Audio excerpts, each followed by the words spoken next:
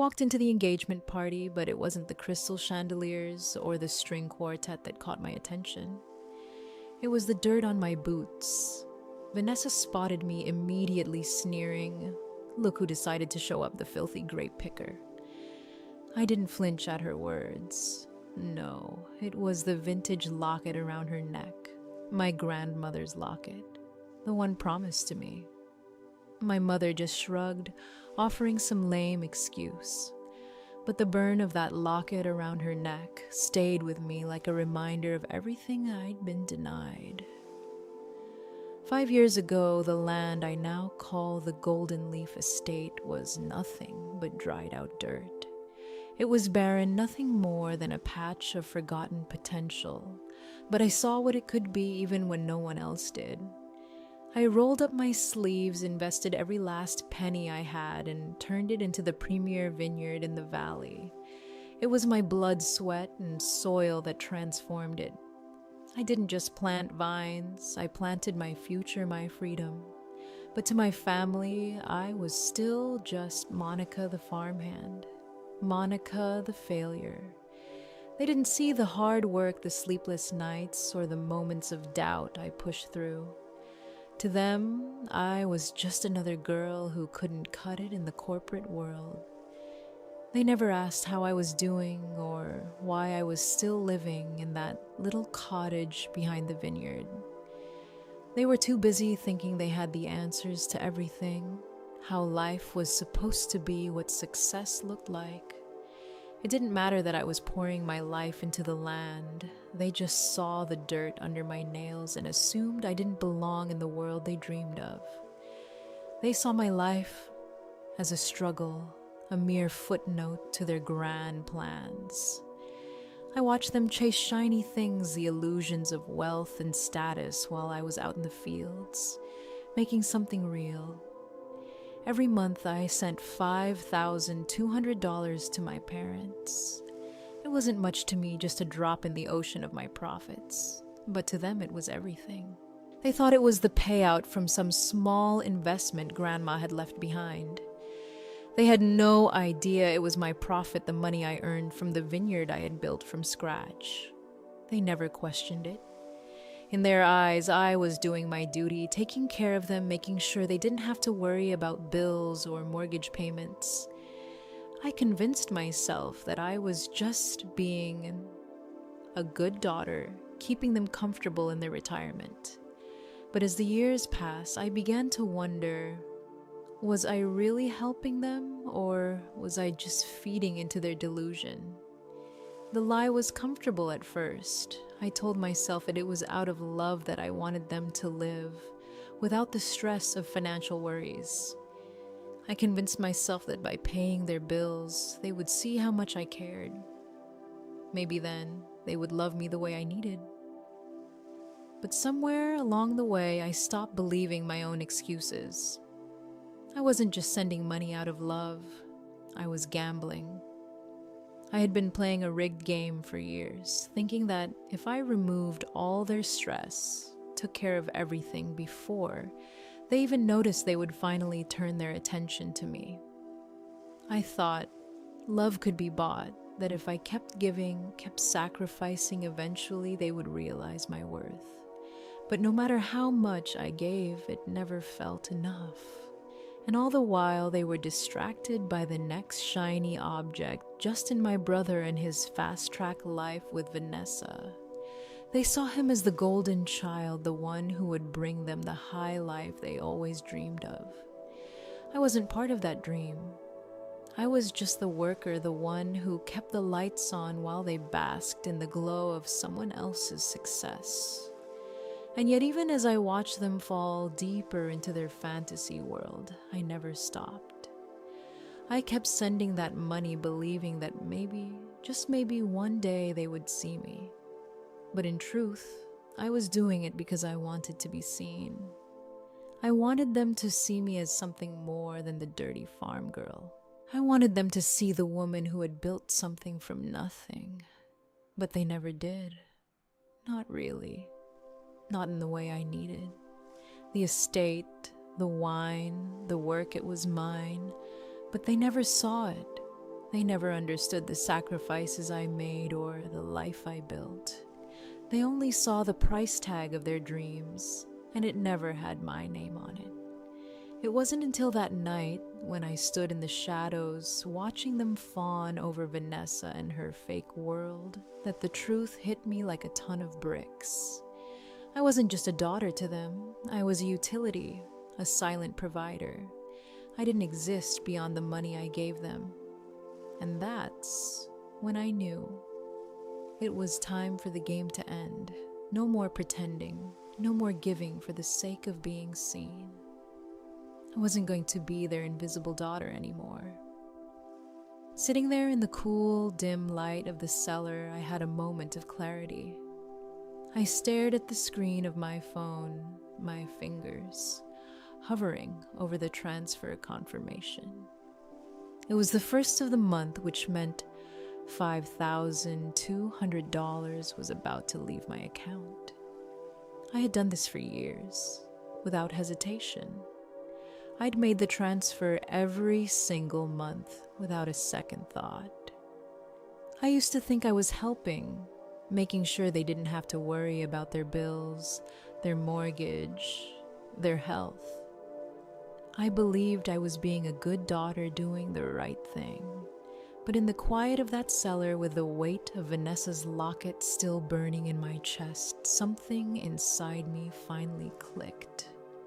This wasn't love. It was a transaction, a payment for a version of love that never truly existed. I wasn't a daughter to them. I was a utility, a silent provider, the Bank of Monaco, as I'd come to call myself. I wasn't loved for who I was or for the sacrifices I made. I was loved for what I could give. They took the money, they took my efforts, and they never even bothered to ask if I was okay. They never even tried to understand the toll it took on me, watching them live in their bubble of dreams, completely oblivious to the reality I was living. Every month, I sent them money thinking that if I made their lives easier, they would see me, notice me, love me. I believed it. I really did. But now, sitting in the silence of the cellar, I could finally see the truth. It wasn't love that I was paying for. It was their peace of mind. It was their illusion of success. It was their ability to pretend that everything was okay while I struggled beneath the surface. I was the one who kept the house running, who kept the lights on, who made sure their lives didn't fall apart. But the minute I started to think about myself, to prioritize my own future, I was invisible again. I thought if I kept giving, kept sacrificing, kept showing up, they would see me. But they didn't. They never did. They didn't see the woman who had poured her heart and soul into that vineyard, the woman who had bled for that land, the one who had turned it into something that could feed them. They saw the money. They saw the payout from the trust. The money that came with no questions asked, no strings attached.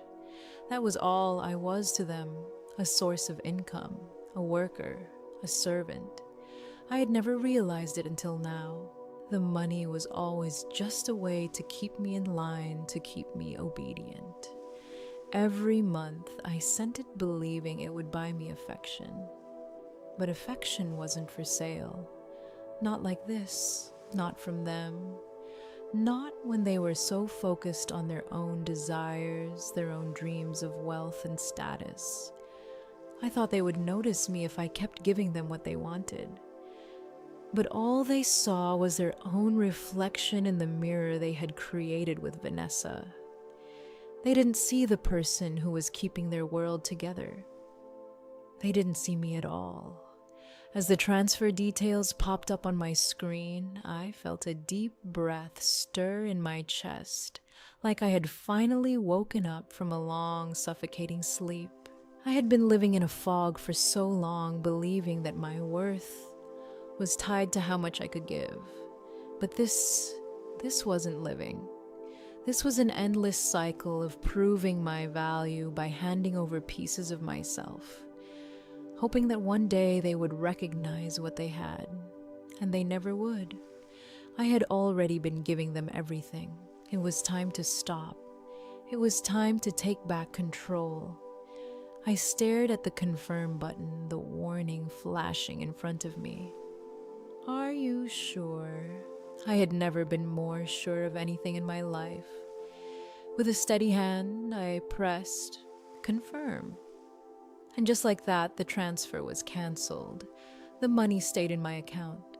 The burden that I had carried for years was lifted in that single moment. It wasn't just about the money, though. It was about something much deeper. It was about reclaiming my power. Reclaiming my right to be seen, to be recognized, not for what I could give, but for who I was. No more pretending. No more playing the part of the daughter who had to sacrifice everything just to be loved. I wasn't going to do it anymore. And in that instant, I felt something shift inside me. A kind of cold clarity washed over me. For the first time, I wasn't doing this for them. I wasn't doing it to earn anything from them. I wasn't being the dutiful daughter anymore. I was doing this for me. The money stayed in my account, a symbol of my decision to finally stop giving and start living for myself. No more lies, no more pretending. I was done being their invisible daughter. And just like that, the game had changed. I slipped back into the ballroom unnoticed, standing near the bar with a glass of wine in hand. The laughter was louder now, the chatter more frantic. Vanessa had taken the stage holding a microphone as my brother Justin stood by her side, beaming with pride. She was in the middle of a speech, her voice rising and falling with the cadence of someone who had rehearsed these words in front of a mirror. More times than she could count. "We're disrupting the energy grid," she said, her hands gesturing dramatically. "We're leveraging green assets in a way that's going to change the world." She paused for effect, and the room responded with a polite ripple of applause. No one seemed to question what she was saying. No one except me. There was no substance in her words. She wasn't talking about the future of energy or any real change. She was talking about buzzwords. And for some reason, everyone around me seemed to eat it up. My parents were sitting in the front row, their eyes fixed on her like she was some kind of savior. They looked at Vanessa and saw what they'd always wanted, someone who could offer them the life they had dreamed of, a life of luxury, importance, and validation. It didn't matter to them that her solar empire didn't actually exist. All that mattered was that she was shiny, she was polished, she was everything they wished they could be. And then, like a perfectly staged moment, she took a sip of the wine. My wine. The 2015 Cabernet of vintage I had personally crafted. It was a wine I'd poured my heart into. I watched as she grimaced, the expression crossing her face like a child who had just tasted something sour. She handed the glass to a passing server with a look of disdain, her words cutting through the air. "A bit acidic for my taste," she announced, loud enough for everyone to hear. "But I suppose when you're in the rustic part of the valley, you make do with what you have. I'll be serving real wine at the wedding in Paris." The crowd laughed politely as if this was just another part of her act. But I felt a familiar knot form in my stomach. It wasn't the wine, it was the audacity. It was the complete lack of self-awareness, the way she acted, like she could simply dismiss something because it didn't fit her idea of sophistication. It was a slap in the face to everything I had built, to every hour I'd spent in the vineyard working until my hands bled. Vanessa's arrogance was like a blanket smothering the room, and I couldn't take it anymore. I took a step forward. My voice cut through the laughter, calm but firm. "Actually, I said, "That acidity is intentional. It's a high-altitude Cabernet. It needs to breathe for 20 minutes to open up. If you drink it straight from the bottle, you miss the point." The room went silent. I could feel all eyes turning toward me. Vanessa looked down at me from the stage, her expression shifting from one of amusement to something darker, more calculating. She smiled, but it was the kind of smile that made your skin crawl. "Oh, look," she said, her voice dripping with sarcasm. "The farmhand has an opinion." The crowd chuckled again, but it wasn't genuine. They were just following her lead. "That's adorable, Monica. Did you read that on the back of a box?" she sneered. My response was measured, unwavering. "I read it in the soil reports." I said, my gaze never leaving hers. "Because I know this land." There was a flicker in her eyes, a brief moment of hesitation, but she quickly recovered. She turned to the crowd, spreading her arms out wide as if presenting a prize. "You see what I have to deal with?" she asked, her voice laced with mockery. "This is the problem with people who work with their hands. They think getting dirt under their fingernails makes them experts in taste. But class isn't about how hard you sweat, Monica. It's about how smart you work. Some of us build empires with our minds. Others just dig holes." The words hung in the air, sharp and cruel. My parents laughed. My father, Robert, actually clapped his hands. "She's got you there, Monica," he called out, his voice full of mockery. "Leave the thinking to the professionals." The sting of his words hit me, but I didn't flinch. I stood there looking at the man who had never seen me as more than a means to an end. I felt a cold detachment wash over me, as if I was observing all of this from a distance. It was absurd. Here was a woman, a fraud, a parasite who had done nothing but lie and manipulate, standing there, mocking me for being a laborer, for creating something real, for building something from nothing. And she was the one they applauded. It was the ultimate irony, the hypocrisy of it all. Vanessa wasn't creating anything. She wasn't building anything. She was just feeding off the value that other people like me created. Without the labor, without the sweat and sacrifice, there would be nothing for her to take. It was a twisted version of reality, and I had had enough of it. I caught Elias's eye. He was standing near the bar watching the scene unfold. He gave me a barely perceptible wink. He knew, I knew, and soon everyone else would know too. "You're right, Vanessa," I said, taking a step back. "I'll go back to digging holes. You enjoy your spotlight."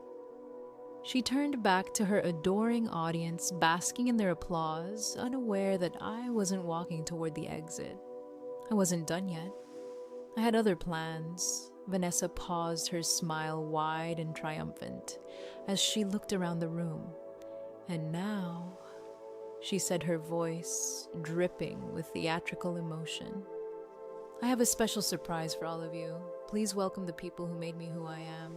My parents, the Duke and Duchess of Solar, Richard and Eleonora." The double doors swung open, and in they walked. A couple dressed to perfection, radiating wealth in their linen suits and pearls. The man was silver-haired, tall, and distinguished, with an air of smug superiority that seemed to command attention. His partner, the Duchess, was draped in jewels, holding a tiny dog in her arms like some kind of royal accessory. The crowd gasped, and my parents practically vibrated with excitement. I could see the hunger in their eyes, the way they rushed forward to greet these titans of industry, as Vanessa had promised. They had no idea who they were, but they couldn't get close enough. My father, Robert, was practically glowing. "The honor is ours, Richard," he said, fawning over this man as if he were a king. We've always known Justin was meant for great things. I watched the scene unfold, a pit forming in my stomach. Something about it seemed off. The way my parents were acting desperate, eager for approval, was sickening. They didn't care about who these people really were. They just wanted to be in the company of someone who could make them feel important, someone who could validate their pathetic dream of wealth and status. As I squinted at the Duke, a strange sensation washed over me. He looked familiar, but I couldn't quite place where I had seen him before. Then it hit me. I knew him. I had hired him. 18 months ago, I had held a casting call for a 30-second commercial to promote our Autumn Harvest Festival. The man standing before me wasn't a duke. He was Barry, a second-rate actor from Sacramento. I had paid him $300 to play Grandpa Joe in a commercial, and now here he was, standing in front of my parents, being treated like royalty. My stomach churned. The woman next to him, the Duchess, looked vaguely familiar too, but I couldn't place her either. She was probably another extra from the same agency someone hired to fill out the aristocracy narrative that Vanessa was weaving. And my parents, they couldn't see it. They couldn't see that the people they were fawning over were nothing more than actors in a cheap show. They didn't care. All they wanted was the fantasy, the illusion of being important. The real tragedy hit me then. This wasn't about Vanessa's supposed empire or her fake family. This wasn't about the Duke or the Duchess. It was about my parents. My mother and father desperately wanting to believe that they were a part of a world they didn't belong to. They were so caught up in the fantasy that they couldn't see how they were being taken advantage of. And the worst part, they didn't even care. They were too busy pretending to be someone they weren't. As I watched my parents laugh and fawn over the fake Duke and Duchess, something inside me snapped. The illusion, the lies, it was all too much. I couldn't let this go on any longer. I walked away from the crowd, my mind racing, and stepped outside into the cold night air. My phone was in my hand before I even realized what I was doing. I had a plan, a real plan. I dialed Sarah's number. She picked up on the first ring. "It's Saturday night, Monica," she said, her voice sharp. "This better be good." "It's better than good, Sarah," I replied, my tone cold and steady. "It's actionable." Sarah was my forensic accountant, the one person who saw through every smoke and mirror. If anyone could help me expose this fraud, it was her. Vanessa claims to be the CEO of a company called Solaris Green Tech, I said, pacing. Her father is supposedly Richard somebody, Duke of Solar. I need you to run a background check. There was a brief silence on the other end. "Give me 30 seconds, Sarah said. I waited, my heart pounding in my chest as the sound of clinking glasses and laughter filtered through the doors behind me. Vanessa's voice rang in my ears, her fake aristocratic accent, her lies about disrupting the energy grid, all of it. This was my family's future, their money, their dreams, and they were falling for it. They were falling for her. Finally, Sarah's voice returned low and deliberate. "We have a problem." I swallowed hard. Define problem. "Solaris Green Tech doesn't exist." Sarah said each word like a bullet. "It's an LLC in Delaware, but there are no assets, no employees, no physical address. It's a ghost company." My stomach dropped. "And the money?" I asked, already dreading the answer. "Vanessa claims to be worth millions." Sarah continued, her voice steady. "But she's actually worth -8 million. She's a liability, Monica. I'm looking at judgments, defaulted loans, lawsuits. And here's the kicker, the signer on the incorporation documents isn't Vanessa. It's someone named Valerie Jenkins." My pulse quickened. Valerie Jenkins. The name felt like a punch in the gut. What else? I demanded. She's got outstanding warrants for wire fraud in Nevada and Florida. Sarah said, her voice low. She's a professional predator. She finds families like yours, families desperate for status, and she drains them dry. You're not just dealing with a liar, Monica. You're dealing with a criminal. I felt a cold wave of disbelief wash over me. The woman who had stolen my grandmother's locket, who had weaseled her way into my family's life. She was a fugitive, a criminal. I felt disgust rise in my throat, but it was quickly replaced by something else. Satisfaction. I had the truth now, and I was going to expose it. I walked back inside my hands, steady despite the fire raging inside me. I headed straight for the AV booth where Elias, my estate manager, stood at attention.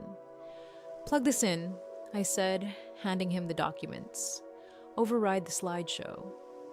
He didn't ask questions, just nodded and did as I told him. The screens went dark. A moment of silence passed, and then, with one simple motion, I took the microphone from my father's stunned hand and stepped into the spotlight. The crowd went quiet. My parents looked at me, their faces a mix of confusion and shock. "I have a gift for you," I said, my voice carrying across the room. Since my parents gave away my grandmother's locket, I thought I'd return the favor with the truth. The screens lit up one by one Vanessa's bankrupt shell company, the fake Duke's real identity as an actor, and finally, a mugshot of Valerie Jenkins with charges of wire fraud, felony theft, and grand larceny. The room froze. I stood there watching their faces change as the truth sank in. "She's not an heiress," I said, my voice cutting through the silence. "She's a fugitive." Vanessa screamed, lunging toward the stage, but I didn't flinch. I raised my hand, signaling Elias. "The police are at the gate," he said, stepping forward with real security. "Your orders, Miss Owner." The word hit me like a blade. Owner. I looked at my father, who was still staring at me in horror.